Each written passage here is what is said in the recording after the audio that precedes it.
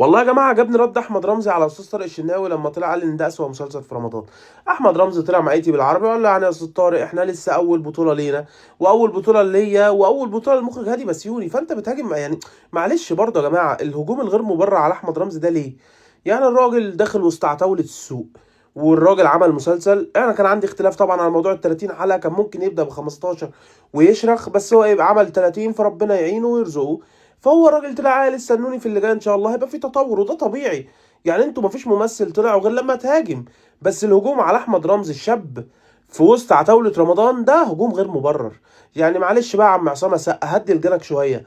يعني الهجوم على الراجل ليه؟ الراجل عامل مسلسل ولايت وحلو والناس عاجباها، ومعاه بطلة حلوة وأبطال كويسين دمهم خفيف، وطبعا الجوكر انتصار معاه.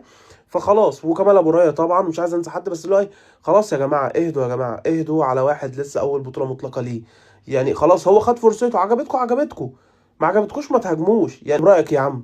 انما بقى الاقي ناس كتير داخله في كومنتات كاتبه ده مسلسل فاشل، ده مسلسل.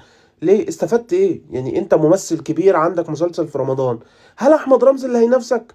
ما تروح تشوف اللي هينافسك بجد، او يا عم اشتغل على نفسك واعمل حاجه كويسه. ليه تهاجم واحد اصلا لسه في بدايه حياته؟ فصراحه عجبنا احمد رمزي وربنا يوفقك. الصراحه انت انسان محترم، والرد بتاعك كيفني الصراحه. فشابوه احمد رمزي عندما في يوسف الشريف. سلام.